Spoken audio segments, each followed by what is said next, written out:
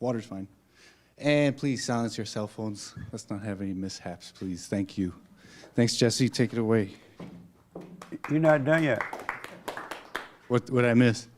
Oh, you know what? Did you say water is fine? Huh? You said it's okay for them to bring water in here? Yeah, they can have water in Is here. that something new? That's not new. Why you said that? Because they can spill water too. I know, but we've always allowed water. Oh, you have? Yes. Amazing. This is not a request. This is, in fact, an order. Please, if you could come up to the front so you could leave the back for those that come in later. That is an order. That's an order. Thank you. Love you, man. The anchor baby.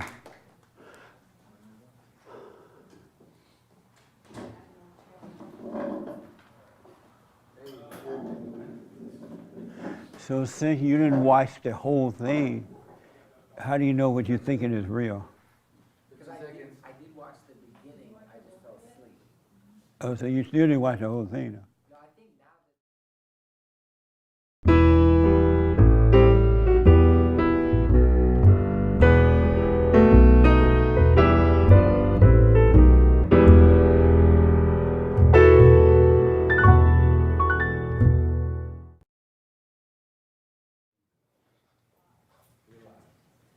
Welcome to church. I am Jesse Peterson. Thank you so much for being with me.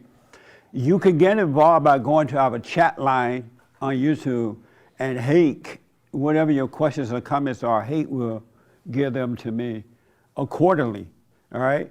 Thank you so much. Good morning, y'all. morning. How's everybody? Amazing. Amazing. That's right. So before I get into your questions and comments, I was reading this little magazine the other day, and I've been saying for a while that Christianity is under attack, and it really, really is. Like no other religion that I'm aware of. Zero. Christianity is more under attack than Judaism, Allahu Abbaism, Catholicism, whatever other kind of religion out there. Buddha. Buddha is a religion, right? Buddha. Is Buddha a religion? Yeah. Buddhism. Buddhism. And then I wonder,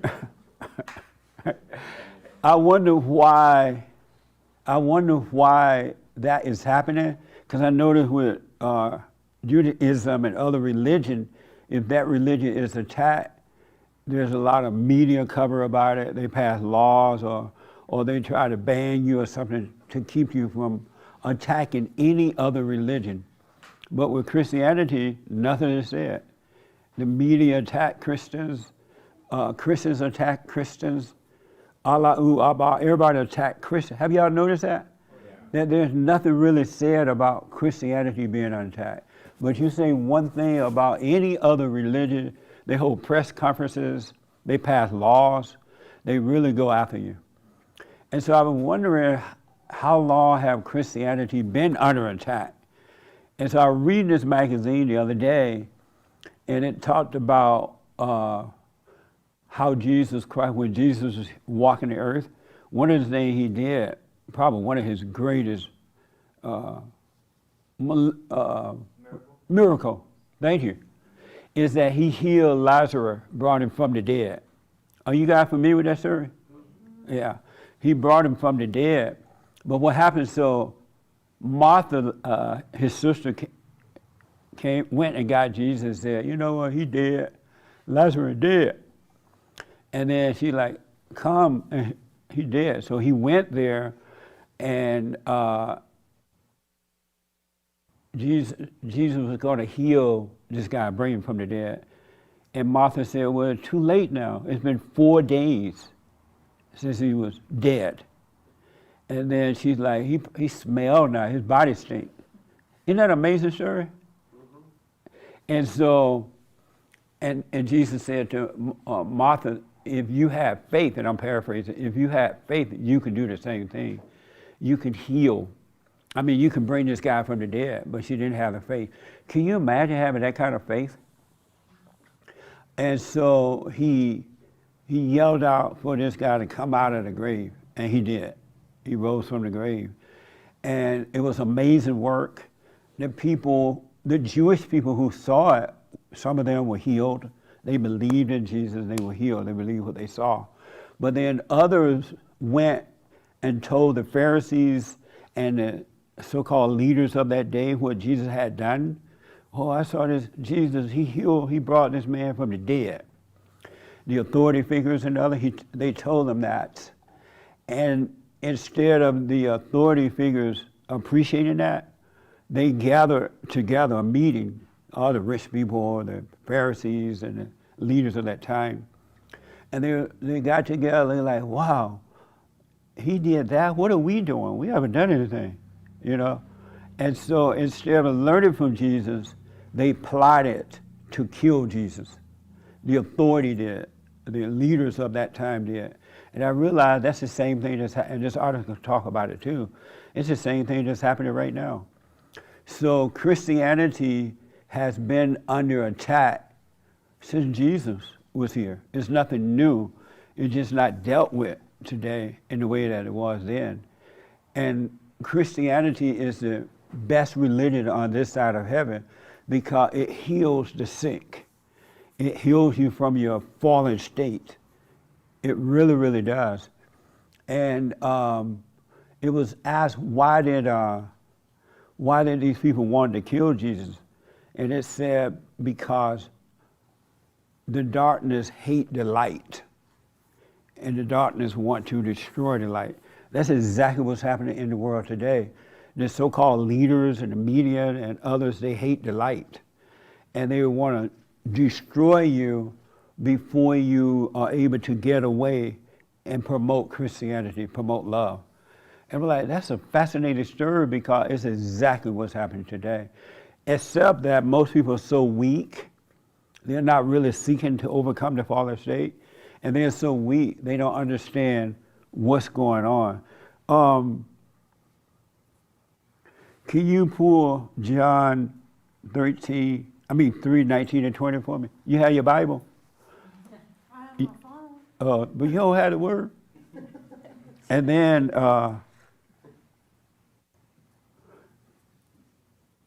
no, I want you to pull John 11:39 to 40. And this says the whole thing, folks.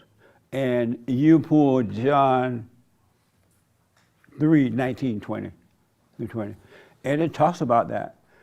We are the light of the world and the salt of the earth. It's there in us, but you just don't know it. You really don't know it. You have power that you don't realize you have, but you're so accustomed to reacting and doing what the world does that you don't know what you have. You said John 11:39, 40? Yes. You want me to read it? Yeah, I want you to read John 11:39, 40. And Alexis, can you read same chapter? John 11:43 to 48. It talks about this. It's so deep. Do y'all ever pick up the Bible? I just wanted to do that. Oh, okay. It's okay to read the Bible, not to remember. Just read it, but not to remember. That makes sense? I want you to read John 11:43 to 48. You have it? I have it, yes. Okay, go ahead. Take away the stone, he said. But Lord, said Martha, the sister of the dead man, by this time there is a bad odor, for he has been there for 4 days. Then Jesus said, did I not tell you that if you believe, you will see the glory of God? Amazing, huh? Yes, ma'am.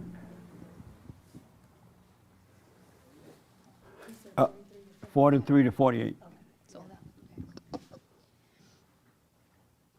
Okay, and it says, and when he thus had spoken, he cried with a loud voice, Lazarus, come forth.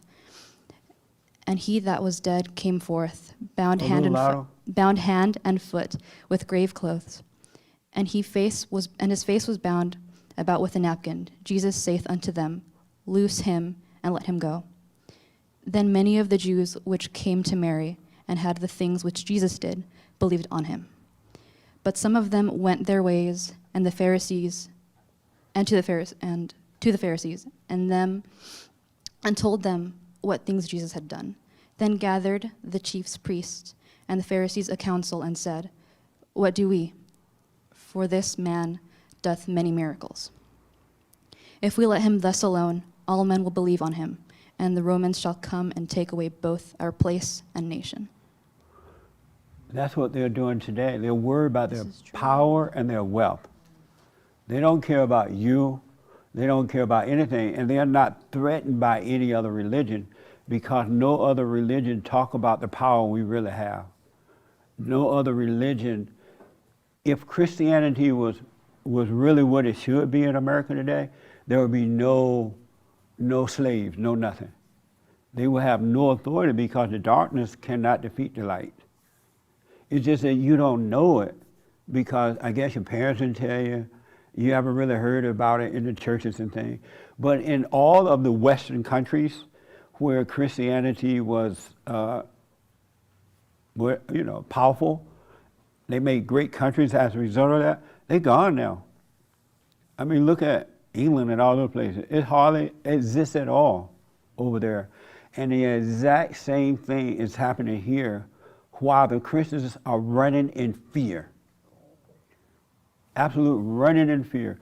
A lot of people are afraid to even say that they are Christian today. Oh, I'm spiritual.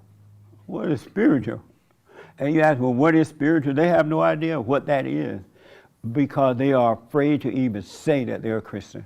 Isn't that amazing?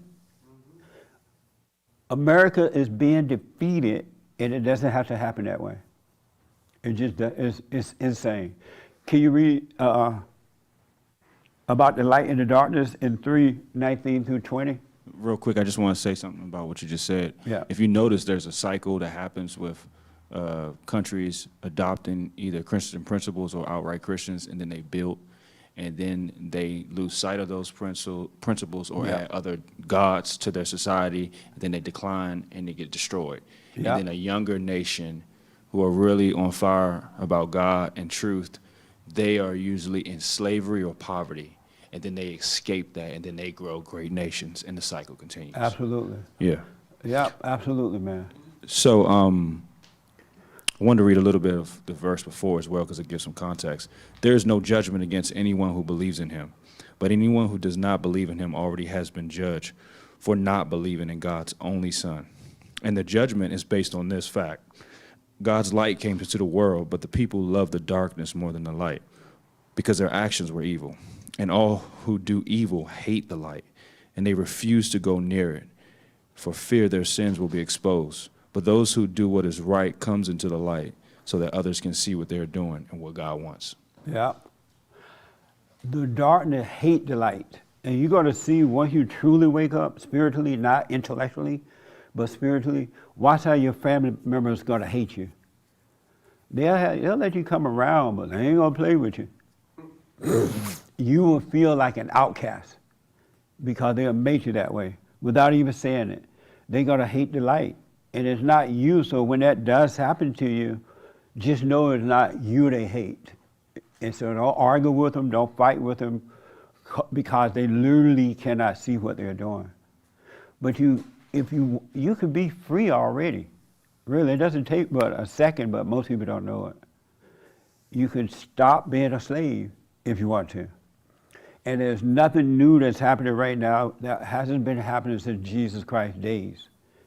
The authority figure want to control you. They want authority over you. Not because they love you, but because the same insecurity you're feeling, they're feeling it too. And they think the more they can get control over someone else, that they're going to feel better, and they won't. And the more power you give them over you, the more they'll take until they eventually destroy you, because they're not going to feel better. The only way to get better, you got to overcome the darkness. You got to get on that path and stay there. It has to be personal to you. You have to stay there. So Christianity is under attack. And don't expect the politicians to help you, Republicans or Democrats, this is why you shouldn't put anyone over you, so that your help will only come from God. That's where true help comes from, is from God. So you gotta And I'll tell you that in a minute. But only help comes from God. Any questions about that? That makes sense? Oh, good. So it's going to get worse before it gets better.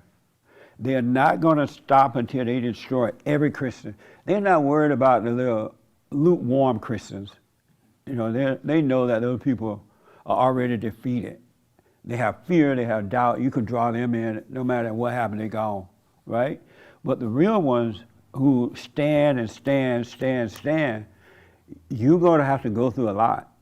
But there'll be so much you're going to learn about you if you allow yourself to go through it, all right? So stop arguing, stop fighting, let it happen. So I want to get into the biblical. Does anybody have any questions about anything? Okay. Any first timers?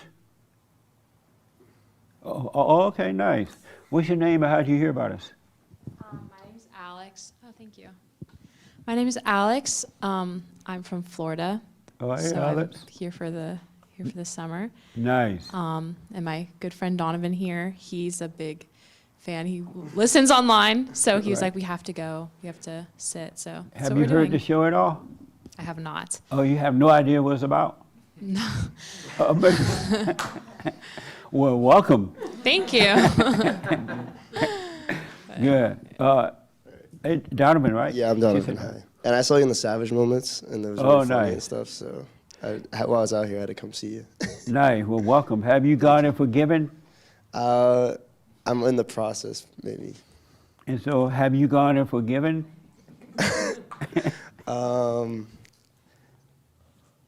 Probably no. I'll say no because I know you want a yes or no. So when you say probably no, you might have done it and don't remember, or what? I asked people, how old are you? I was talking to one guy today. I asked him how old was he, and he said, "I'm going to be 49." I think he said. I said, "But how old are you?" I noticed that when you ask people how old are you, they tell you what they gotta be. Have you ever noticed that? The old and the young. I used to think young people did it because they want to appear older. But old people do it, they're already old. I'm gonna be. How old are you now?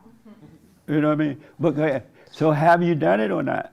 I think that. And it's not a pressure test, it's just a fellowship. So I know. I think that me and my dad are becoming closer because I wasn't close to him younger. So now that we're becoming closer, I think I'm forgiving him, if that makes sense. you think you what? That I'm forgiving him because I wasn't close to him when I was young. And Right. recently I've kind of become more close to him. So And so why haven't you talked to him about that? it's probably a difficult conversation, perhaps. It's a difficult, what do you mean? It's probably it'd be a strange conversation In what way? because it'd be awkward, probably.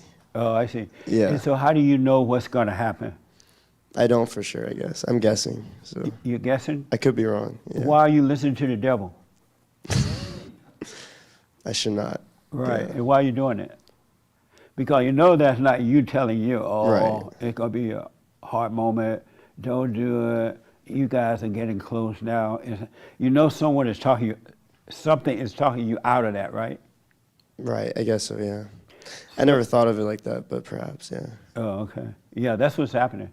Okay. Have you forgiven your mother? Yeah. You went to her? Not but I feel like, I don't feel like I have a lot of problems with my mother. But perhaps I need to do that too. So what? I'll work on it when I get back. I'll do it. I can't hear you. I'll work on it when I get back. And so why haven't you done it? I probably haven't. First of all, I haven't lived near them in a while, so I should do it. I should make it a priority. Right, but why haven't you done it with your Because mother? I see them kind of rarely, so when I see them, I want it to be like a nice, we have a nice, pleasant time. So I feel like You wanna that be could nice? make it. Well, I try to be, I guess. I don't know.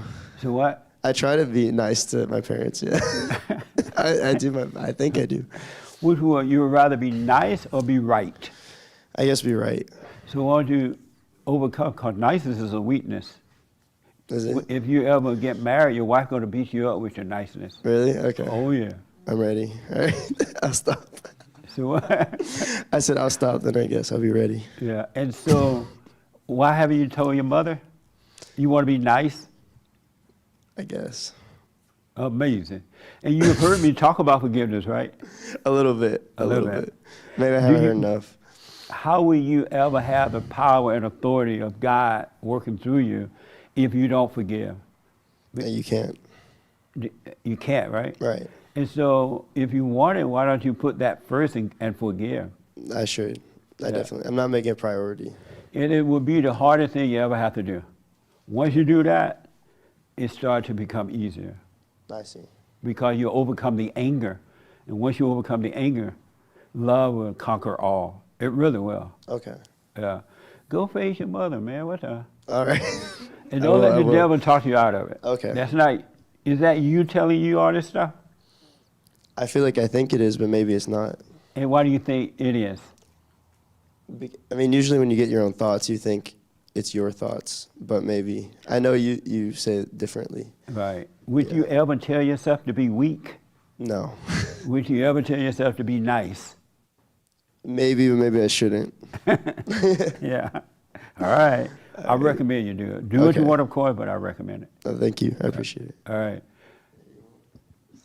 Hello, my Hey, name what's is your name? Spencer. Spencer, welcome. You from Florida as well? I am. I'm from South Florida. Nice. And have you listened to the show? No, I have not. You This ne- is so a you have no first-time idea? experience. I'm sorry? This is a first-time experience. Really? Yes. And so, so you don't know what this is about either, right? No. Oh, okay. Well, welcome, man. Thank I'm you. glad you're here. You have anger? I wouldn't say I don't. You don't have anger? I don't have anger. So you never get angry? No, not really. No. How did you avoid becoming angry? I became content with myself. Oh, okay. I didn't want to let anything bother me because I knew that I was always going to be good. Amazing. Well, welcome aboard, man. Thank you. Nice. Glad to be here. And I'm glad you're here.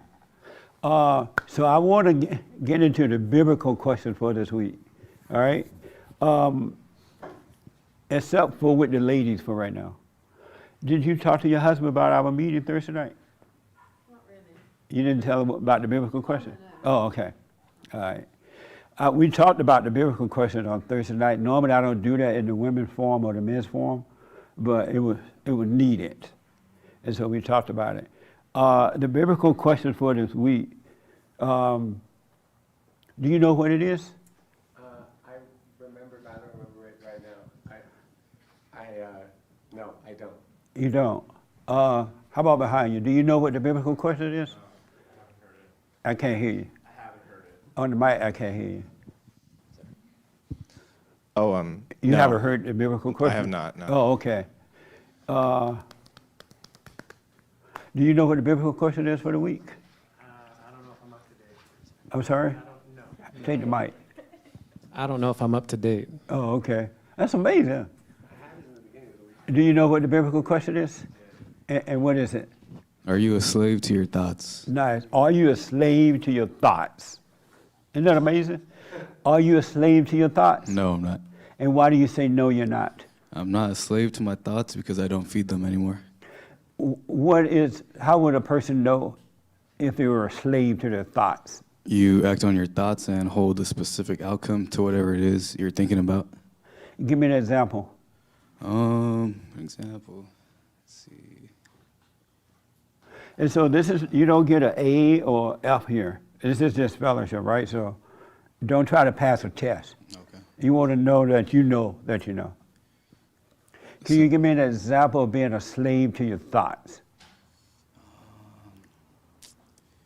I know I've experienced it, but nothing's coming to mind right now. Say you have specific answers for a job interview. Instead of allowing the answers to flow in the moment, you're building yourself up. You're trying to present yourself in a specific way so that you sound better than what you actually could sound. I'm having a hard time. Oh, okay. So how do you know you're not a slave then? I don't give into my thoughts anymore. Which thought you don't give into? An All of example. them. All of them. You give into none. None except my practical thoughts. Amazing. Are you a slave to your thoughts? I would say yes. And give me an example of being a slave to thoughts.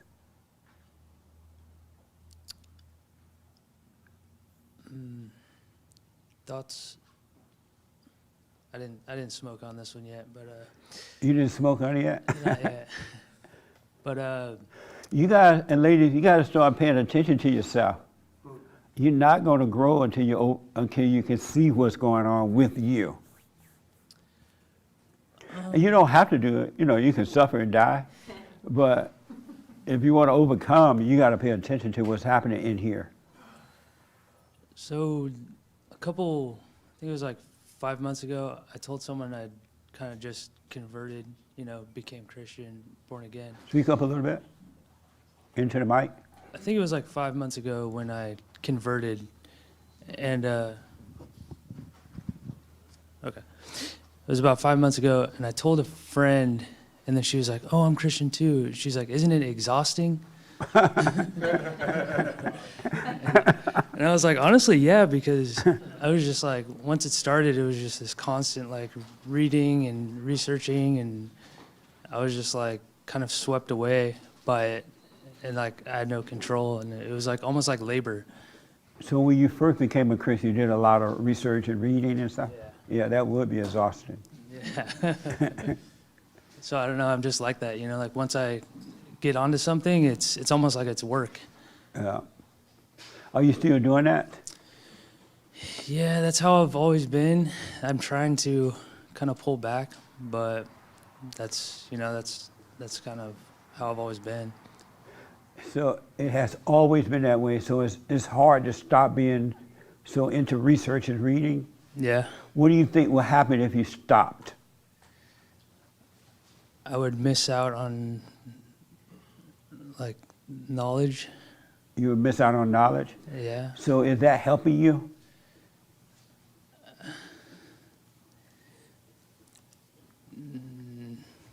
Not really. I'm sorry? Like, Are you able to speak up just a little bit? sorry, I mean, there's like practical knowledge, like you say. Right. That stuff helps me, like with work. Right. I need to know more about what I do. But aside from that, it's all just almost like a hobby, like learning more in a way. I don't know, it's just almost like entertains me. Nick has a scripture he's going to read a little later about knowledge, all right? Okay. And so, like, I'm sorry, is it helping you, and I'm not talking about practical knowledge, right? Mm-hmm. But is it helping you to know all that other stuff, to just really dig into it? Yeah, I would say things I learn help me. In what way? They help me make decisions. Spiritual decisions? I don't know. When you say it helped you make decisions, what do you mean? And just relax. No. It's okay. You could be wrong, or you could be right. And I just want to encourage you to stay on that path. In what way is it helping you?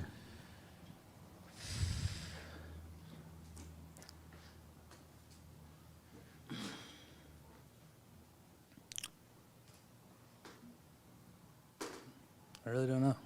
I'm sorry? Maybe it's just like I'm feeding my ego when I do that. But So in what way is it helping you?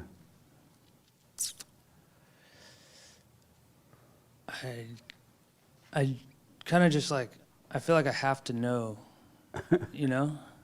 Okay. So it like satisfies that need. And so reading and researching and being so exhausted, it help you, you feel like you got, what would happen if you didn't do it? What do you think would happen to you? Talk about being a slave to thought, huh? I don't know. What do you think would happen to you if you didn't do it? If you weren't so desperate like that? I don't know. You don't know? I don't know what would happen to me if I stopped. I mean, I would probably just do something else, and wouldn't have a problem. Have you ever tried to resist being so desperate like that? Yeah. Have you have tried? You're like, wow, this is crazy. I'm too desperate here. And what happened? You say, yeah, you tried not to do it? Yeah, I mean, I take breaks, but I don't know. Yeah. Sorry, I'm lost on this one. You what? I'm lost on this. On what? Just, I don't know what I'm saying.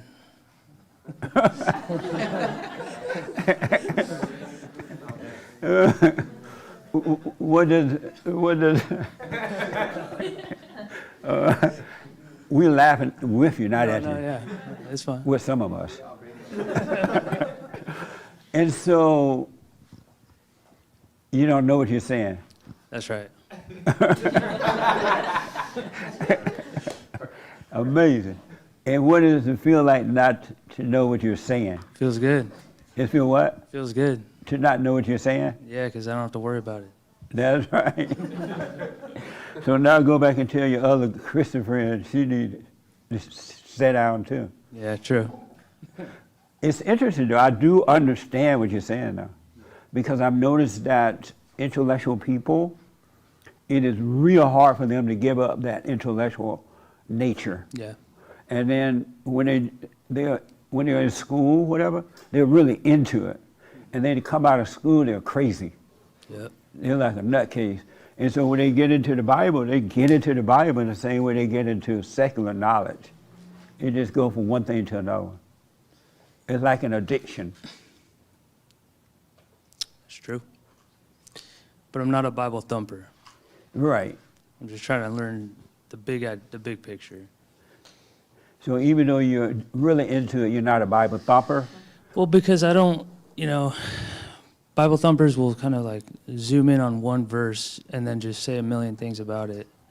But I try to like let that go and kind of just back up from it. Yeah. But I still try to, survey the land, if that makes sense. Have you read the whole Bible yet? No. Oh. I was hoping you didn't say 12 times.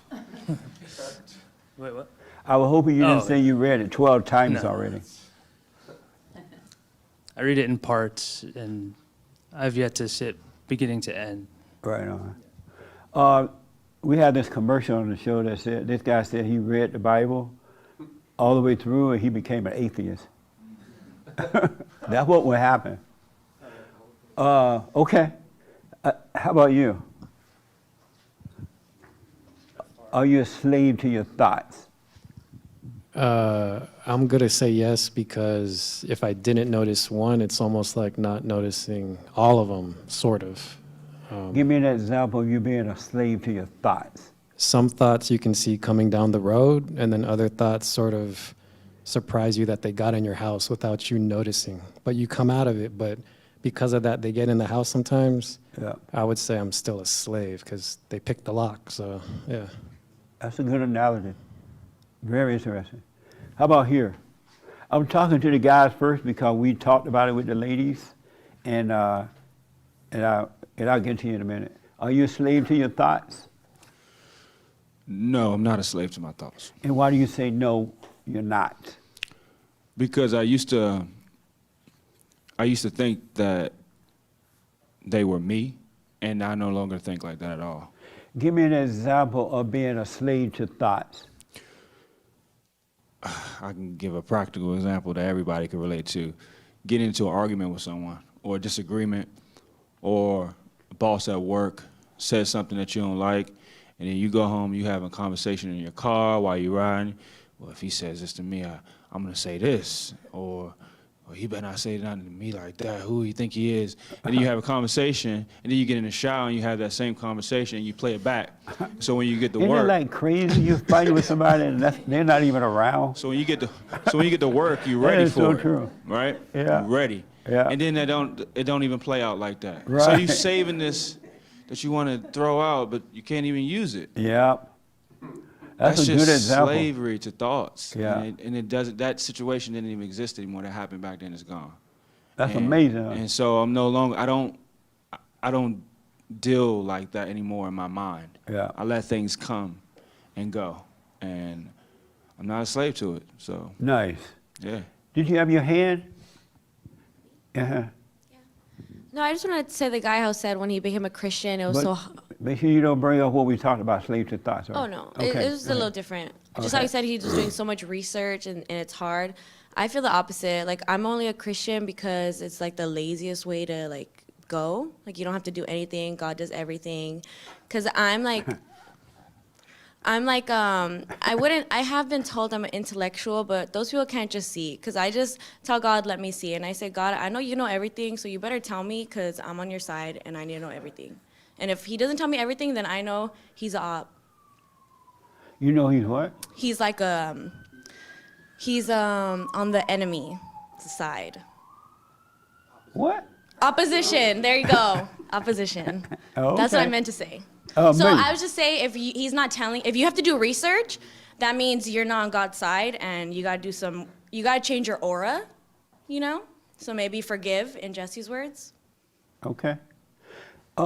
Did someone tell you, like when you were growing up, that you should be like that in the Bible? Be like that in the You Bible? really do all that research in the Bible. No, I mean, I was just very curious. You know, I wanted to learn more about it. I don't think anybody ever told me that I needed okay. well, actually, yeah.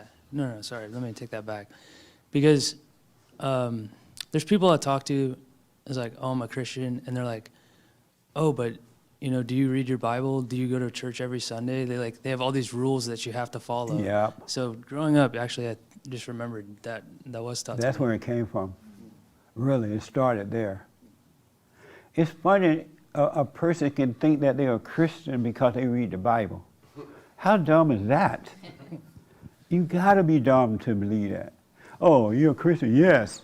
Do you read the Bible? Sometimes. You go to church? Sometimes. Then you're not a Christian. It's insane. Have you forgiven your parents? Yeah. Okay, good. Are you doing the prayer? Yes. So would you like to let that go where you're so desperate with all this stuff? I still feel like I have a curiosity, like to learn more. And it's okay to read it, but not to be overwhelmed by it. Yeah, so that part I would like to let go. You like to let that go? Yeah. Okay. And you can too. We'll get to it in a minute. Are you a slave to your thoughts? Yes. And give me an example of being a slave to your thoughts. I mean, I liked what everyone was saying. Like this guy over here about, like you'll get a thought and you're like, oh my goodness, I didn't even realize that could get in my house, quote unquote. And then, of course, like what Anthony's saying, you're in the shower and you're literally just talking to yourself, and it's unreal. So give me an example of you being a slave to your thoughts. I'm gonna think of something like just dumb, like just getting mad about like washing dishes. Like if you just do them, then it's over, and you know, it's not a problem anymore. Like just like not thinking. I don't know what to say or what I'm saying either. You don't? No, because I can't So really you just like. talking, you don't know what you're saying? No, isn't that crazy? Talking about being a slave to thought, huh? Do you know where you are right now?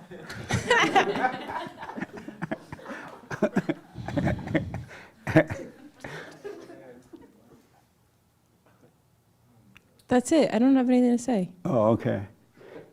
I really want to encourage y'all, you got to start paying attention. Seek first the kingdom of God in his right way. It's going to blow your mind. We'll get to all that. Are you a slave to your thoughts? I want to say no, but yes. Why do you want to say no? Because I want to be right. Oh, you want to be Yeah, right. but I did think about it since Thursday. Yeah. And yes. And give me an example of what it means, a thought that you're a slave. I mean, what it means for you to be a slave to your thoughts, to the thoughts. So I had like an issue at my job, and I brought it to my boss's attention. And so she scheduled like a meeting to talk about it. And so ahead of the meeting, I was like, okay, I got to think about what I'm going to say and like what I want to get across instead of just letting it happen and letting it flow naturally. Because I thought somehow I could control the situation. Yeah. Yeah. Okay. And why did you know at the time you were doing that? Not at the time, but okay. you know, I was talking to Troy about it, and I was like, "Oh, what should I say?" And you know, what are the bullet points I should mention? And he was like, "Well, you shouldn't think about it at all. You shouldn't have any thoughts about it." So that helped me to see. You were able to let it go then? Yeah. Oh, okay. What did it feel like when you were planning it out like that? What was the feeling that came with that? It's like this. I guess the best way I could describe it is like a rush, like that in my body of like, okay, like I gotta figure it out. I gotta like know how to get through it. I think it's like for me to control it so that I'm not surprised what the outcome is, or I'm not caught off guard, or I'm not unprepared. Amazing. Interesting. Yeah. Okay. How about you? Are you a slave to your thoughts? Yeah. You are. Give me the slave thought example. I don't know if it's like a particular thought, but it's more like somebody was saying you can kind of see the thoughts coming and you become more aware, and you can, if you're watching yourself, see those thoughts coming. But for me, it's more seeing them coming and also entertaining them, keeping them around a little bit. And you know, you might think, or I might think, that I can see this thought, but the fact that I'm not letting it go, to me, I'm still a slave to that because I'm keeping it instead of just letting it go. Can you give me an example of a thought?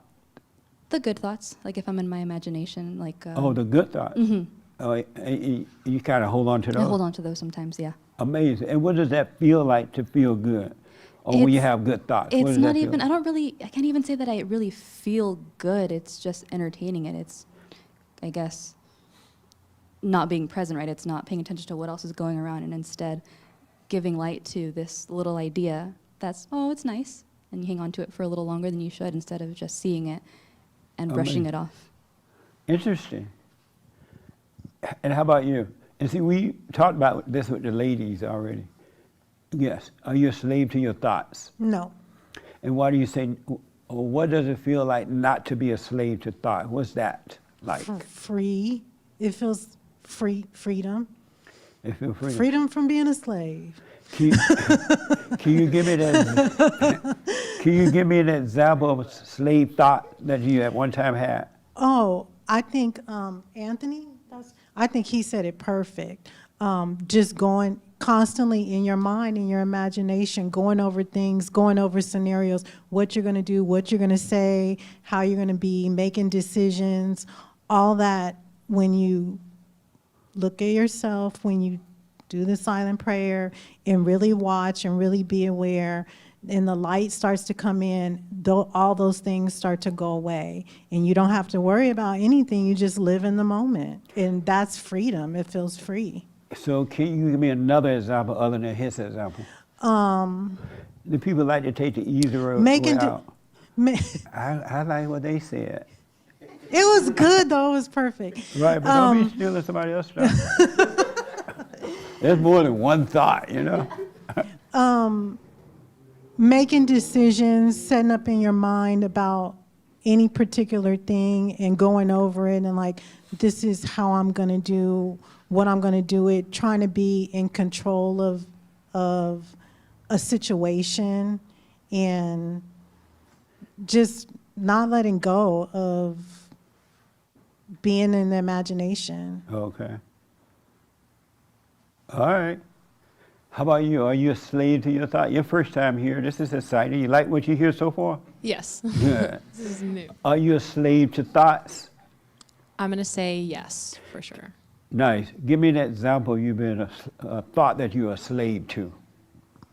I would say, like, in general, being a bad communicator, not wanting to have awkward conversations, and my thoughts will tell me, oh, like, it's going to be awkward, or my brain will come up with every excuse to not have a conversation that I need to have, to not say how I'm feeling, or, oh, it's a bad time, I should probably come back later, or, oh, maybe next week, like, it'll be better when everything slows down, and it never does. Your brain, if you don't want to do something or something's uncomfortable or awkward, your brain is gonna, my brain tells me, like, every excuse it can to not talk to someone, to not, you know, tell someone how you feel.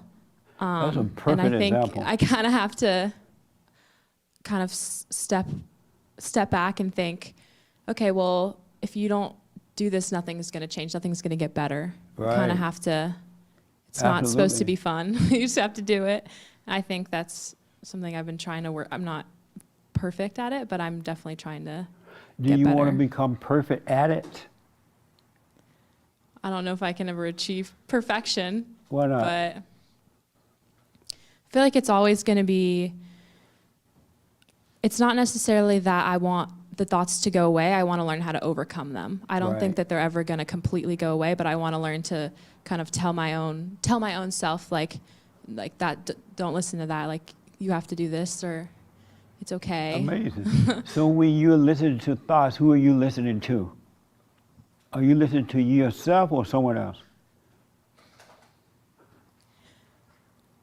I don't know. It feels it's myself. It's in my brain, because I know that this is like what I want to do, but just like thoughts will come up like, oh, like, do you really want to have this conversation? It's going to be really awkward.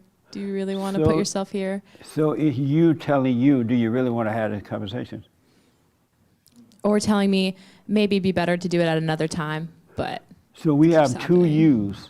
Two me's, yeah. And so this you say, hey, you need to go and do it.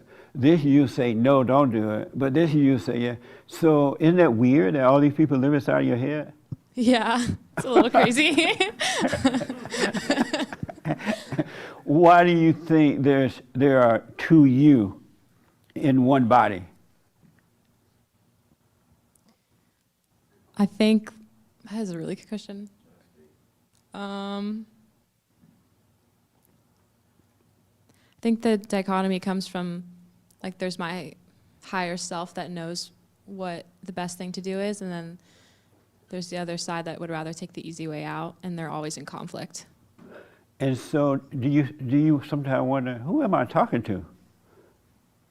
When you have this conversation in your head, bouncing back and forward. Who is you say you have a higher self and a lower self? Who is the lower self? My lower self is the one that gives in to is a slave to my thoughts. And who is the higher self?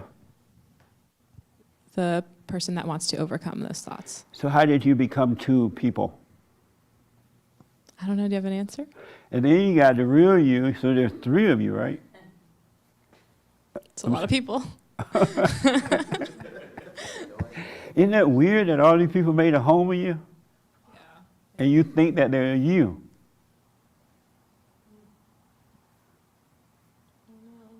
I'm sorry? I'm not sure. So if they are you, why don't you get rid of one of them? I feel like easier said than done. I'm sorry? I said I feel like it's easier said than done. To get rid of one of them? Mhm. If you could get rid of one, who would it be? The higher self or the lower self? My lower self. So why don't you get rid of it? Are you in control? I want to be, but she keeps coming back.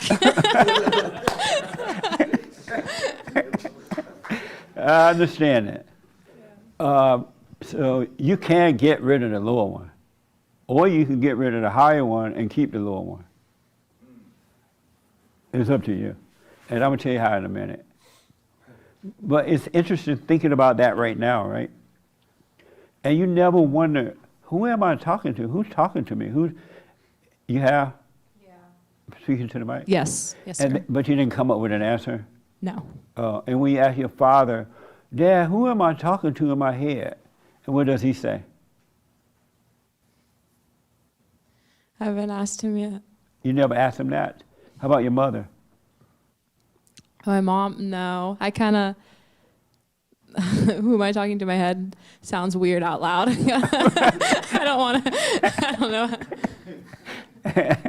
It sounds weird and you don't want to what? Said I don't want anyone thinking I'm crazy. Every human being on earth is insane. They're doing the same thing. Yeah. Did you know that? Comforting to know that I'm not the only one who goes through this. No, every human being. There's not one that don't go through it. Mm-hmm. Really, everybody crazy. That's why the world is crazy. The people crazy. Are you close to your father or your mother? I'm definitely closer to my mom. Yeah. But Have you a good forgiven relationship. her? Yes. Oh, you went to her and told her you forgive her? Yes, that was a very that was definitely an example where like I should have done it sooner, but I didn't because my thoughts were telling me that it wasn't a good time. It We should wasn't come a good back time. later. Yeah. And you didn't listen to that? Did you listen to that for a while, or you decided, I'm going right and do it? I listened to that for a long time. How did you realize you need to go forgive your mother? Did your friend tell you, or you realized it on your own, or what happened? When I like went away to college and like she wasn't around, that's when I realized that she wasn't always going to be around. Like we weren't always going to be, not even just living together, but in general. And so I was like, I missed her, and I was like, I missed her, but I still have the opportunity to tell her how I feel. So I Nice. might as well do it. And how about your father? Me and my father have always had a good, I'm sorry? me and my father have always had a good relationship. So Oh, good. That's amazing. yeah. So what did your mother say? Did she say, thank you for telling me the truth, or did she cry? She cried. Yeah, they always do when they want to hide from the truth. But that's good. I'm going to show you in a minute, or at least tell you how to overcome those two people in your head. And everybody, when you look around, you see people, everybody crazy. Mm-hmm. You're not the only one dealing with that. All right? That's good. That's good. Okay. How about you? Are you a slave to your thoughts? I would say yes and no. Yes and no? Yeah. Oh, okay. And why do you say yes and no? Because I feel like I'm now aware of the thoughts, whereas before I was still kind of going back and forth in debating if all thoughts were lies, you know, because of the good ones. Right. But now I understand that they all are. So now I'm catching them and being like, oh, okay. And then, so like, I don't use the word process because I don't like that word. I don't like that word. But like, yes and no. Give me It's that. getting a lot better. Can you give me a slave thought that you have sometimes? What it is to be a slave to them? What type of thought you get that? Or like practical ones like, oh, I need to go work out, but like I can't be bothered. So like I'd make an excuse in my head so I want to do it later. So you make those excuses? Yeah, but I'm catching the excuse now and I'm getting on with it and just doing it rather than making the excuse. Oh, okay. And ignoring Why would you make an excuse not to go to the gym or work out? Because I'm being lazy. And So I'm you just- would want to go, but then you would talk yourself out of it. Yeah, like I want the results of the gym, but do I want to make the effort to actually go? And so why do you think that's you telling yourself that? Well, I know it's not. Oh, okay. I know now it's not. So now I'm ignoring that and doing what I'm supposed to do. All right. Yeah. Amazing. Yeah. How about you? Are you a slave to your thoughts? Yeah, I'm going to come to you right after her. Yes. Can you give me an example of being a slave to thoughts? Just getting challenged like every week. I can give you an example of a time where I recognized that somebody was being manipulative towards me, especially now listening to you more. And I had the thoughts coming in telling me to stoop down to their level, give them the energy back. And I decided to recognize that that was a thought from the devil and not give into it. And that was hard, but. A perfect example. You never, ever, ever want to go down to someone's level. That's where the devil want you. Very good. And do you recognize now that these thoughts are not you? Yes, not all of them. Basically, it has to be a time where I'm busy or when I'm not realizing that that thought is not me. But if I'm quiet, if I do the silent prayer, if I check myself that day, then most of the time I'll be able to see the thoughts. But sometimes they come when I'm just distracted or. Yeah, amazing. You're 19, right? Yes. Man, you're so fortunate to be catching on to this so young. And you're avoiding a lot of grief. Really. Amazing. Are you a slave to your thoughts? I would say yes and no. Yes and no. Yeah. And give me an example of the yes one. Of being in control of my thoughts? Being a slave to them. Oh, to being a slave to my thoughts? I would say having like narcissistic tendencies of like thinking about how you're perceived by other people, and always trying to like just like please everyone, and definitely like having those thoughts take over is kind of like annoying because I don't want to do that. See, I told you, everybody crazy. You didn't know he was like that, right? Dealing with that. Everyone deal with it. Not one. Everyone that's born through the mother dealing with it around the world. Go ahead, buddy. But yeah, just like knowing that I'm not like in control of that, and it's just like something that is always going to be there. It's like there's some situations where you just can't like control it, but just knowing that it'll win sometimes, no matter what happens. And okay. Before today, did you ever think of it as being a slave to the thought? I would say no, because that's like a really small portion of like my total personality, and like, but that one's the boldest. Right. I would say I'm in control of most of like my person and like thoughts, but like that part is just can't Give me a control it. thought that you're in control of. That I'm in control of. I would say like a drive for like success. Like that drives like all of my thoughts to be positive. Like it not having positivity as the main thing. It's like I want to thrive. I want to drive for positivity, and that keeps me in control of all my thoughts, because I know I don't want anything negative in my thoughts, because it'll drive me away from what I really want.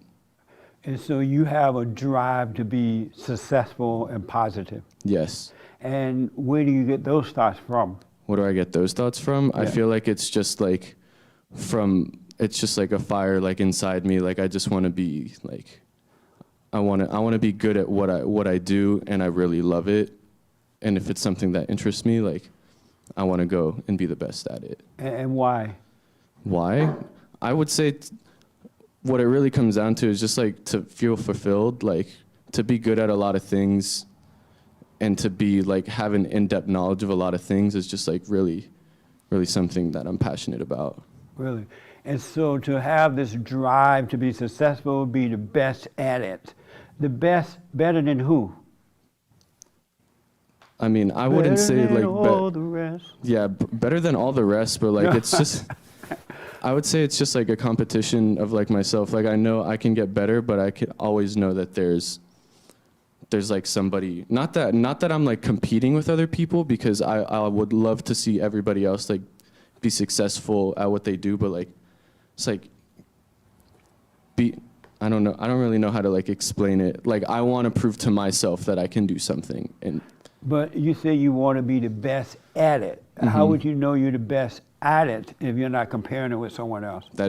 You are right. You're right there. So it's like you never like, you always need to compare it to perceive that you are. And that's a free thought or a slave thought? I still would say that's a free thought. That's a free thought? Yeah. So you believe that it's freedom to compare yourself to someone else and try to be the best? I wouldn't say that's freedom, but like I don't think of it as like I'm always comparing myself to somebody. Maybe I'm comparing myself to myself, and like just different parts. You compare yourself to yourself? Yeah, it's like I know I'm at this point right now, but I know I can be better I know I can be better at this. So which self are you comparing it to? Like, say that again? You compare yourself to yourself. I'm comparing my current self to my future self. What? Like I know that like Where's the future? Like I just try to think of myself in the future doing like from when I start something, I always have an end goal and to see ways that I can get to my end goal. And where is the future? Where is the future? Well, the future's in my head. The future's in my head until I experience it. Oh yeah. And so your higher self is to compare and be your best. Mm-hmm. And have you ever been the best at anything? I would say no. I'm sorry? I would say no, but that's good because it always gives me a reason to keep going forward. Oh, so you really don't want to be the best. You just want to think you want to be the best? I wouldn't say that like that, but I just wanna always strive to be good at something. And why? I'm sorry, why? Why? It's like, yeah, it drives me. Just, I want to be good. I want to be good at a lot of things because I want to live a life that's fulfilling. That I wasn't just good at one thing. I was able to have a multitude of different interests and beliefs. And you believe that will fulfill you? Yeah, to have as many opportunities as possible. So do you have how many people can relate to that? Can I just see your hand? See, everybody like that. And nobody fulfilled yet. Mm-hmm. Isn't it amazing? What does it feel like not to be fulfilled? What is that feeling? You had your hand? Yeah. Oh, okay. What is it like to not be fulfilled? What does that feel like? I would say it's like when you go on a roller coaster and you like drop, your stomach like drops. It's just like I feel like I'm missing something at that point. Yeah. And it's like you kind of can't control it because it's not only a mental thought, but it's a physical feeling. Yeah. So it's like your body is also acting on this thought as opposed to just your mind. Yeah. So it just makes it like heavier and harder to deal with. I understand that, and you're absolutely right. What made you think being successful will fulfill that? Or being the best? I would say being successful would fulfill that because it means that would happen less often. It doesn't mean that it's not going to happen ever, but it just means that you cherish when it does happen because you know that it's never always going to be that way. Amazing. And when you talk to your father about that, what does he say? I honestly haven't talked about this with my father. Why not? I just wouldn't say it was something that I ever thought about until I came into this room. Oh, I see. And are you close to your father? Yeah. And how about your mother? Are you close to her? I'm much closer to my mother, but yeah. Then you are your father? Yeah, but And I'm why still is very that? close. I would just say that my mother was always like she always made sure that she was in charge with like our school stuff and like our homework and stuff like that. So like she would understand what I was learning. So I was able to like tell her what I learned every day, and that just made me closer because I would share like my interest with her a lot more. Would you prefer to be closer to your mother or your father? I would prefer to be close to both of them. I don't want to be closer than one or the other. So why have you drawn closer to your father then? I'm still very close to my father. I just feel like I talk to him less often, but when we do talk, it's like on a deep level. But I call my mom every single day, and I'll talk to my dad if he's in the area, but like when I do talk to my dad, I'm with him like in person. Oh, I see. And why do you call your mom? How old are you? 21. 21? Yeah. Why do you call your mother every day? I just like to decompress from work and just like talk to her about like just stuff going on and like just checking in on my mom. I mean, I haven't seen my mom. I see my mom like 2 times a year, and like she's delicate. She has a heart condition, so I always want to make sure. She's delicate? She has a heart condition. So it's like I always want to make sure that I can talk to my mom at least one time a day, or at least like 4 to 5 times a week. Whoa. Because it's like you don't know when things can happen because stuff has happened, and like it makes you focus on that. What do you think about that? Did you know that about him already? No. Hearing that, you guys are friends, right? I mean, Yeah. Oh, you don't know him that well? No, I know her more so. Oh, so it's your friend? Yeah. Oh, okay. So what do you think? Wait, hold on for a minute. You call your mom every day too? No, but I mean, I talk to her though. How often? You live with your mother? No. Oh, how often do you call your mother? Maybe she probably calls me 3 times a week, 2 times a week. She call you 2 or 3 times a week? Probably, yeah. Does she or not? Yes, yeah. And do you call her? Occasionally, yeah. And when she call you, do you wonder, why are you calling me so much? What do you want? No, it's fine though. It's fine? Yeah, she lives by herself, so nice. she doesn't have anyone else Nobody to really like talk to. Maybe. So hear your friends say that. What do you think about that? Well, I didn't know that. You didn't know that. You thought you were the only one crazy, right? Yeah. See? I did think that I was the only one who's crazy. Because I feel like moving through the world, you just assume that everyone else has it together and that you're the only one who's like not thinking the right way or not, doesn't have it all figured out. It's not like that at everybody's insane. Everyone. Some people are working with overcoming it, most are not. Most people end up on antidepressant medication, smoking pot. They try to escape that. But everybody's insane. There's not one. All right? Did you have your hand? Uh-huh. I was just telling him, I just was really interested in what he said because I have definitely gone through that. Like, I always want to be better, And then I realized, like, wow, like, I'm never going to be better than God. You know, I'm like kind of playing God in a way, always trying to be the best. And like, I'm never going to be better than God. And then someone told me, like, get off my high horse because, like, everyone is kind of a narcissist, but, like, the ultimate narcissist is God. And we're never going to be more of a narcissist than God because he's, like, perfection. And I just strive for perfection, but now I'm just like, I don't need to strive for perfection because also someone told me that, like, if you are perfect love, then you're just already perfect, so.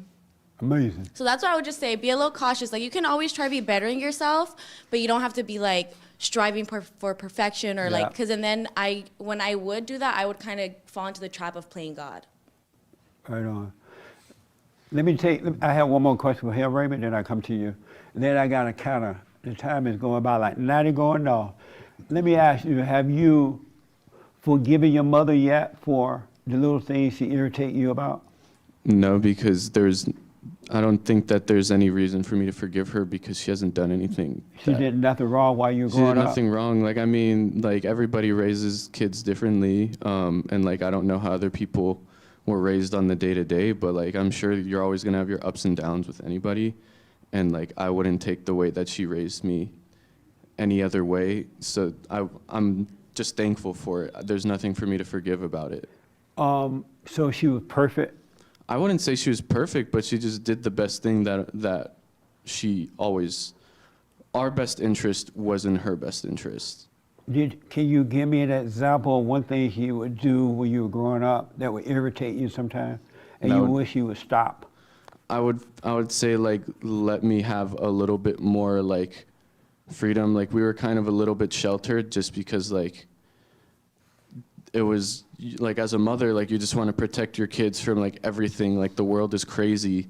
And just, like, we were a little bit sheltered until a little bit later, me and my brother. And I wish we had, like, a little bit more opportunity while we were younger to grow up. But there's nothing, I wouldn't take that back. Like, it's just the experience that I've gone through. So you're happy that she sheltered you a little bit too much? I wouldn't say I'm happy about it, but I'm not upset about it either. Like, it's just how the world played out, how it played out.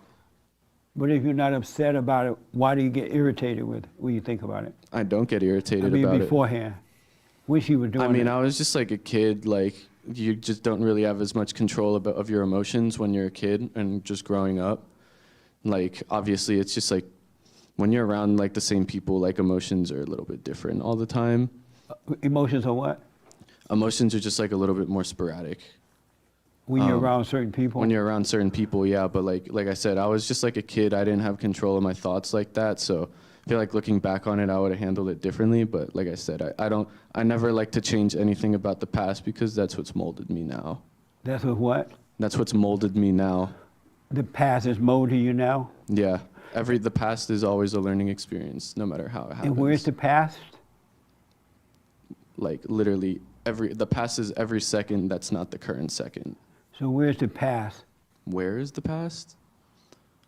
Like, not at this moment. Like, I'm confused at that question. Like, I can't gauge the past. Okay. So one last thing about that, I think. So are you surprised that you're emotional like your mother? I would say I'm surprised because when I was growing up, I always thought I was a lot more aligned with my dad on a lot of like issues and just like how we handled our lives. Right. But then like finding out that like as I went to college and like kind of matured a little bit, like I was actually more aligned with like my mother's like ways and point of view and stuff like that. But I'm still equal, but I just like seeing that shift from when I actually like could observe it. It was like, whoa. Do you want to overcome being like her emotionally? I wouldn't say overcome. I'm not like her emotionally. Yeah, I'm not like her emotionally. I'm just my own person. But you became like her. You're surprised to find it out. Did you overcome that? I wouldn't say I overcame it, but it was just like, oh wow, like I guess me and my mom kind of agreed on more stuff. So it's like, oh wow, like seeing that transition, it's like, oh, I didn't know I was this close. I was as close to my mom as I was now that I'm away from her. Now that you're away? Yeah. Do you like being close to her? I love it. Close like her? I love it. That's my mom. Wow. I understand it. Mm-hmm. I do understand it. Yes, Raymond. And then I'll come to you. Is this helping a little bit? Yes. Is helping? It's helping? Nice. It's helping a little bit? Nice. Yes, Ray. Are you a slave to your thoughts? Yes, I am. Give me an example.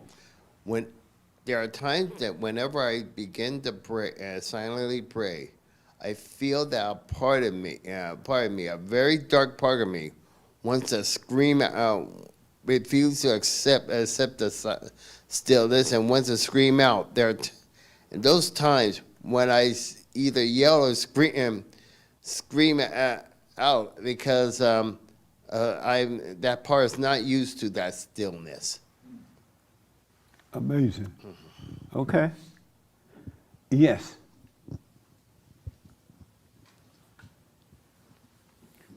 Just real quickly about forgiveness.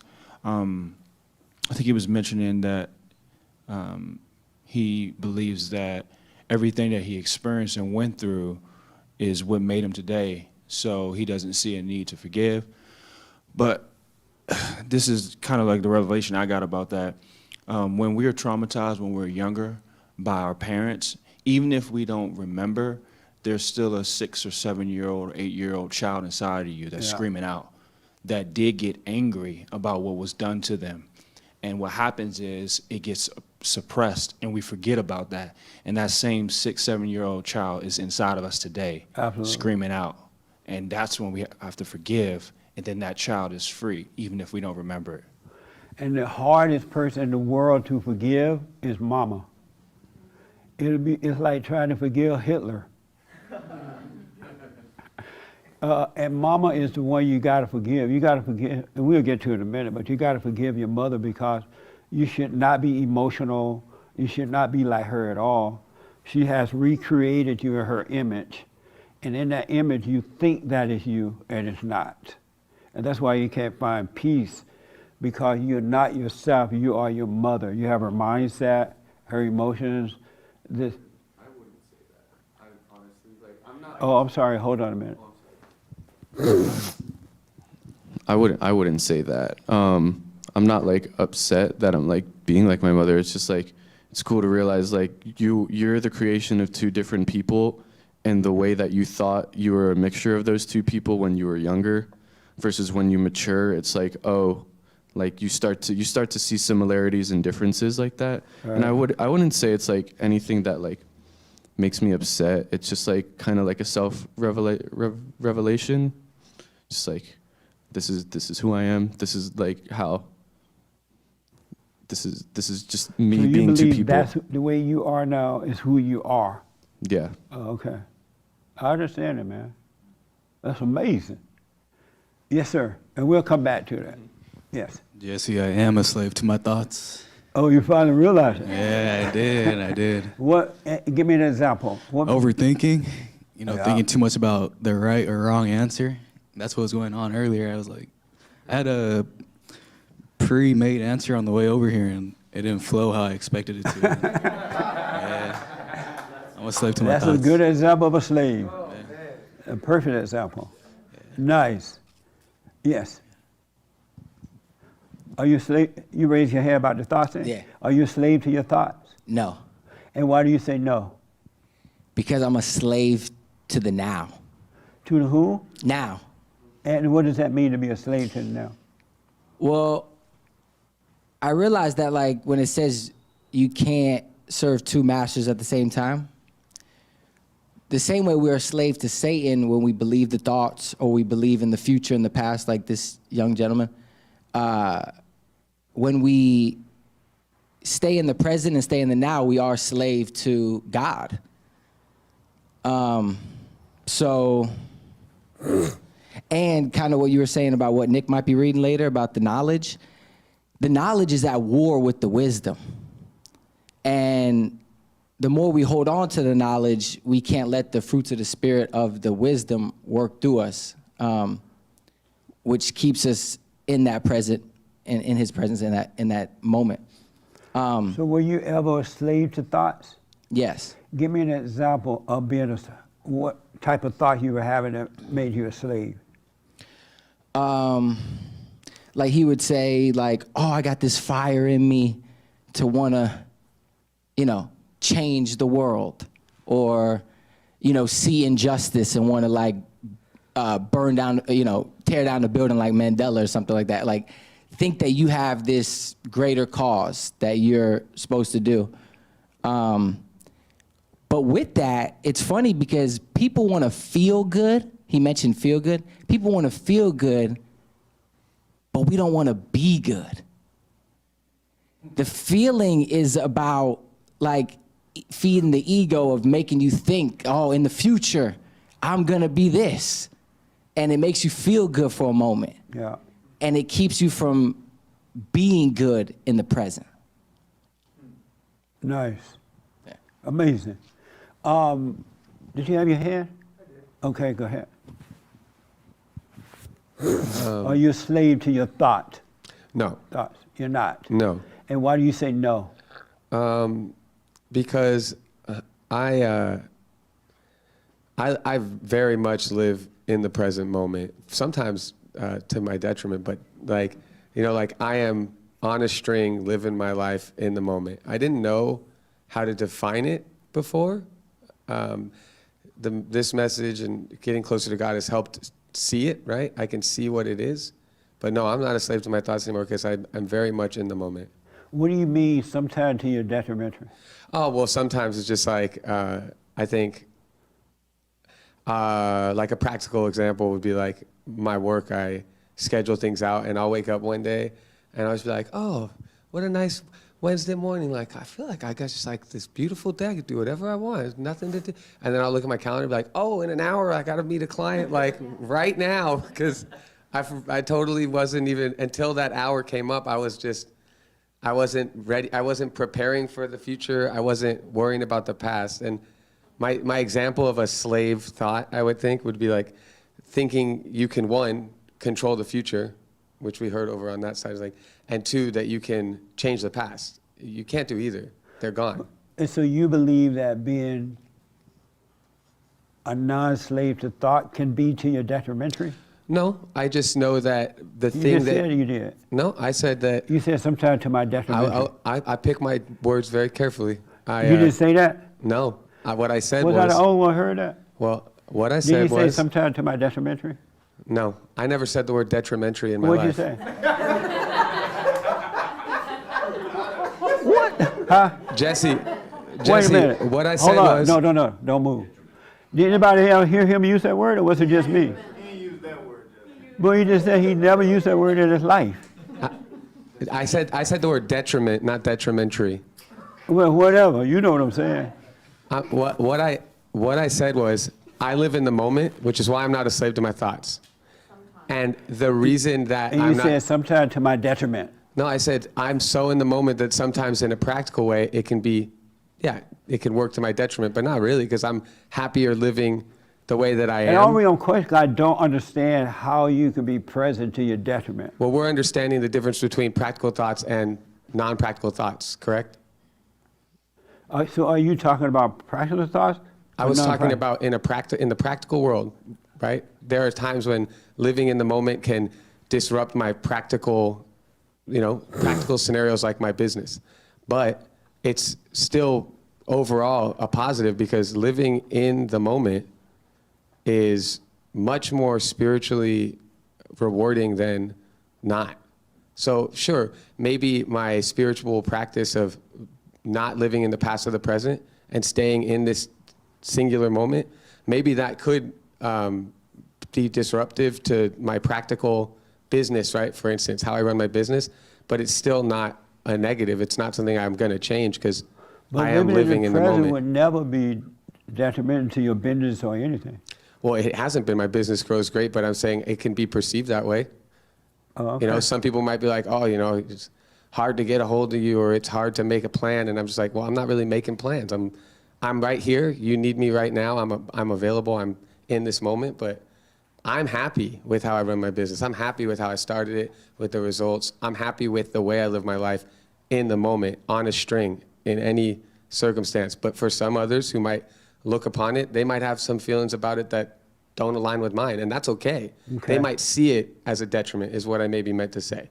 You need to plan this. You need to get this ready, or you're not going to be able to 5 years from now. So that's maybe where we got confused. But my reason for saying I don't live and I'm not a slave to my thoughts is I really don't go backwards. I really don't go forwards, even in a moment. Like when she called me about her job, I just told her there's nothing you can plan for. Like you don't know. The only way you can plan for your meeting is if you know how it's going to go, and you don't know the future. Okay. You just can't do it. It's Nice. not possible. Yes. And then Nick, I want you to read that for me. Yes. It's so I funny. saw your hand, right? Yeah. Okay. Because I told Marissa, I'm like, I think I'm too present. She's like, that doesn't make any sense. But like, I'd understand what he's saying because. So you're too present too? Well, that was like all ego and, just the demon taking over because sometimes I thought like, oh, I'm living for the present, but then like you don't have any savings and then you get like in a problem. So that's also just like not differentiating between like practical thoughts, like preparing for your day, maybe the night before or something like that, versus, just being lazy and like, oh, I'm depending on the Lord. But it's like, you're not, you're just, But at one time you thought you could be too present? Yeah. But I don't think I think I was just like lying to myself, Oh, I see. Yeah. So the devil was lying to you? Right. Thank and you. you believed it? Yep. Okay. Yeah. Let me just read this. Yes. Yes, Nick. Biblical question? Yeah. Read that about the knowledge and the spirit.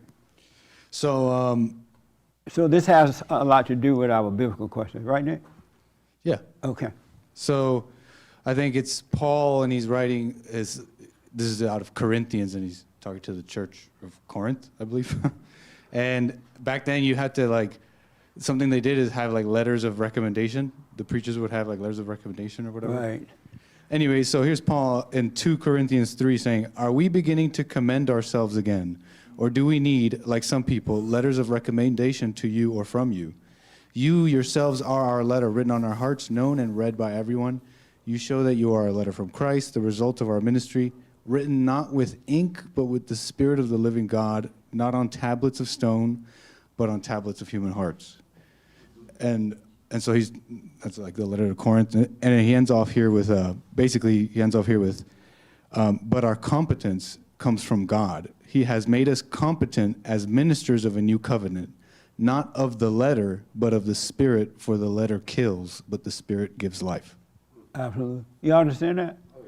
So when you're all into the Bible like that, you're killing it. The letter, it feeds the intellect and it kills the soul.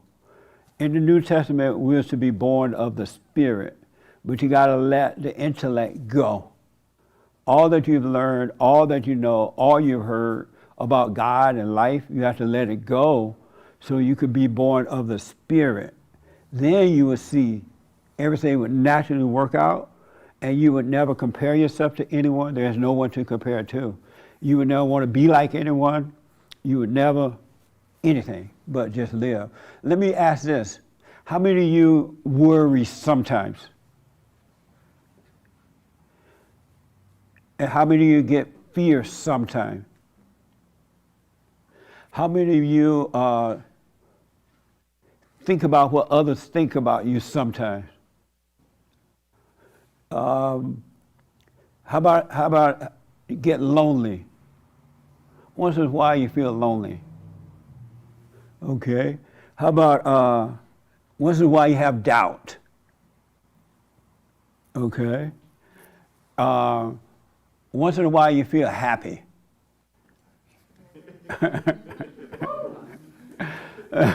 And then sometimes you feel unhappy. Okay. Nice, huh? Hey, let me ask Hake, that's and then I proceed from that because the time is. Hey, do you are you a slave to thoughts? Yeah. Give me an give me an example of being a slave to thoughts. A thought that you're a slave to. Okay. Well, earlier this week I was in my head kind of imagining what another person was thinking and feeling, and it was really messing with me. That's a slave. Uh-huh. Mess. What a mess. So I don't have time. I feel like it might be helpful. I doubt it, but let's try it.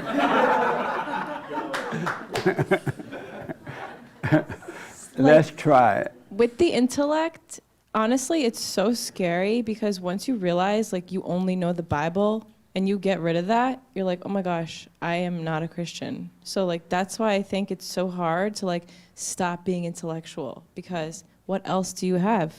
Nothing. That's a good question. What else do you have? Thank you. You really have nothing anyway. Anyone that's into the intellect have nothing. It's all an illusion. You can live in the biggest house on the mountain. You can have bodyguards and buku money and have friends everywhere. You have nothing. You literally have nothing because it's all an illusion. So all those things I just named, if you have any of those, fear or doubt or worry or competing or care about what someone else think about you or trying to impress or afraid to speak up or any of that, then you're a slave to thoughts. You are a slave to thoughts because you believe in a lie. If you're afraid to go and forgive your mothers and your fathers, especially mama, it's easier to go and forgive daddy than it is mama, because mama has recreated you in her image and you think that is you and it's not. And because of your anger toward mama, you're afraid to go face her. Because the devil's telling you and you think that is you, oh, mama gonna cry, mama did her best, mama this, and it's keeping you from going free because it wants to enslave you by preventing you from forgiving. But anytime you have this emotional stuff, whatever you want to name it, you are a slave to that. Any emotion. God is not an emotional God. That's why when you really overcome all by forgiving, and you will overcome all those thoughts, and when you overcome the thoughts, you overcome the emotions. You would never have fear, you would never have doubt, you would never be afraid. You would just let life happen without even thinking about it. You just let it happen. You wouldn't try to control anything, and life will happen naturally. But the only way it's going to do it is that you got to forgive. Go and forgive your mother. Hey, I'm sorry for resenting you. I realize you did your best, but I see now I become like you, and I can't help myself. So it made me realize that you can't help yourself. And don't ask Mama for forgiveness, because Mama ain't going to forgive you. She'll say, I need to forgive you. And she's the one created you, her image, and everything you've done is because of her. You're not yourself, right? And so not to forgive, you're a slave. The beginning of freedom is to forgive. And perfect love will take over the anger of your soul, and it will destroy that. And then it will destroy the ego nature, which is the devil's nature. It's not your own. Because you can't get rid of your ego nature. You need the power of God to do it for you. And he'll make a home in you, and he will get rid of it. But you'll be able to see and allow that to happen. And it will destroy the intellect. It'll get rid of it. And you will just use practical stuff, going to the market, driving your car, but you will live by wisdom. You would know the truth, and the truth will make you free.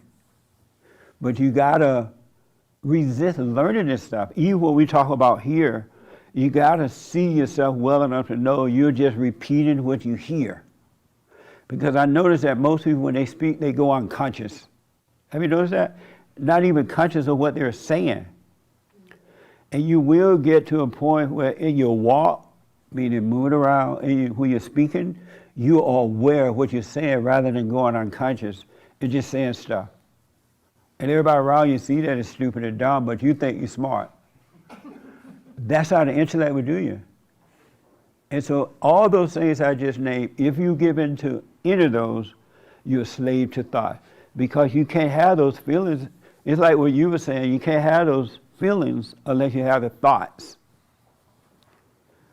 The thought and say, oh, you're going to run off the mountain. Now you feel afraid. And you end up running off the mountain. Or you try to avoid that mountain and run into another one. You got to, it's weird. It's so weird. There are two lives. One is fake and one is real. This life from thoughts is a fake life. It's not even real. It doesn't exist. It does not exist. It's an illusion. But if you're in your head, it seems so real. It just seems real because the pain that comes with it causes you to believe that it's real. Isn't that crazy? I'm thinking that I feel it, so it must be real. It's not real. It's just an illusion. The real world is within. When you love God with all your heart, all your soul, and all your might, and you start living reality because you come out of the thought, out of the not you. You are not your thoughts. All thoughts are all lies all the time about anything. There's no such thing as a true thought. There is no future. There is no past. That's an illusion. So what I want to warn you about is that you got to watch. You got to watch yourself, the not you. You watch the not you. These are your thoughts. This is you. You become one with that. And it's hard to break away from it because you can't make yourself break away. When you forgive, the light of God will come in, and he will come in and cause you to break away from that. Slowly but surely. A little light will mean everything. And a little light makes you want more light, makes you want more light. And then the devil gonna, believe me, when you start breaking away, the devil gonna scream at you. Where do you think you're going? He'll scream at you to try to pull you back in. The last thing the devil wants is for you to come out of here, out of the darkness. And most people love the darkness. They hate the light. 90% of people, 98 of people love the darkness. They love their misery. They love their hell. And if you try to take their hell away from you, they'll cut your throat. They love their misery. They excuse it and everything. And they'll find somebody else to be miserable with. They'll draw you in. So anyone that has those thoughts and feelings and you give into it rather than just watching it and overcoming it, you're a slave to it. And if you just watch it without any opinion about it, don't judge it, don't judge yourself, have no opinion, you will, in due season, you get further and further away from the imagination. The light will destroy it, and then you'll be free. But you got to go through it. Don't protect the ego. You're not protecting you, you're protecting the not you. That makes sense? Yeah. You got to, and the pain feel like you, the embarrassment feel like you, but it's not you. There is no feeling to you, the real you. But you don't know who the real you is yet. Isn't that amazing? So watch those thoughts and let them pass. Make sure you do the silent prayer and let them pass. All right? Any questions about that? Yes. Did I see your hand? Real fast. I guess I just think it's really interesting, and when Holly was speaking, it reminded me. Basically, like we all love God, right? We all following God, but then with everything we're talking about with the thoughts, it's like living in the future or the past, or not in the present moment with God and the light of God. It's like faith just suddenly goes out the window. I'm gonna have a meeting, so faith goes out the window. Or I love God. I love being a Christian.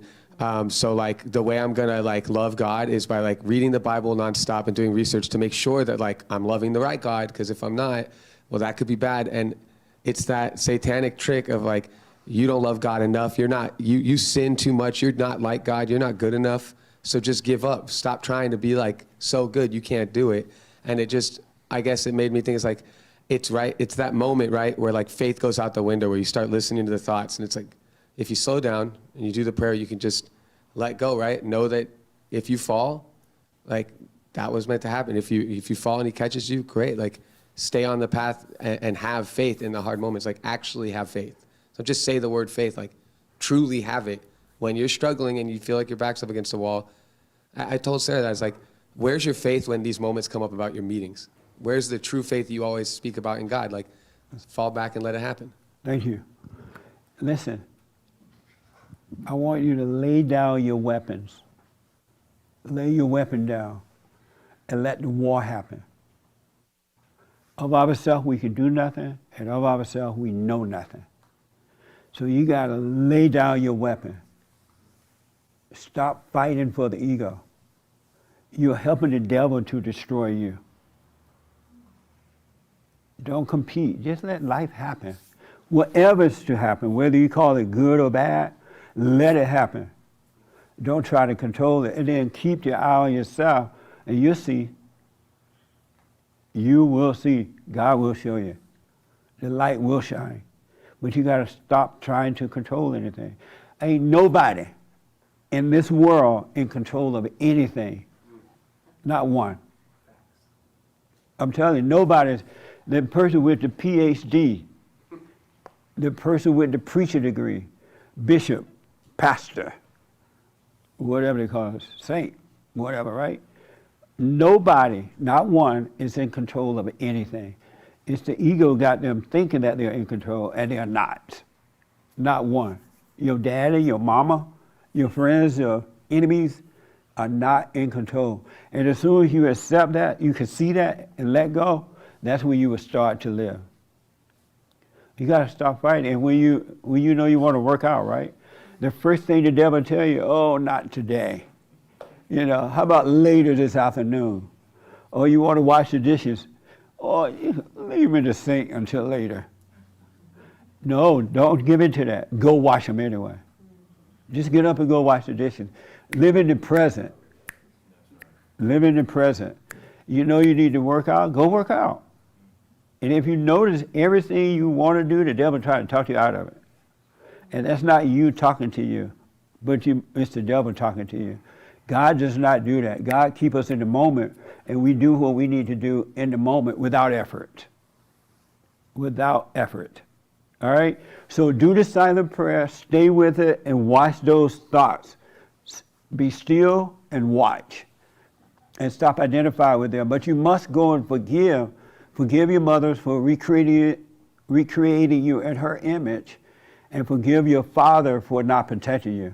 They could not help themselves. The same thing happened to them from their parents, and it goes on from generation to generation, all right? So if you want to be free, watch the not you. Don't do anything else about it. The light of God would take care of it. It's interesting how that is, that there's nothing you can do, there's nothing you need to do, but to watch it. So go to www.silentprayer.video. And for those who are doing a little hooping and hollering prayer, do your little hooping and hollering. Oh, Lord. You're praying to the devil, really, but do your little hooping and hollering, and then calm down, be still, and know God. He'll bring you out of it. Amazing.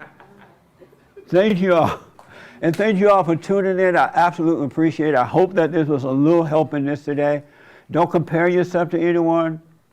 Don't join groups. You be an individual.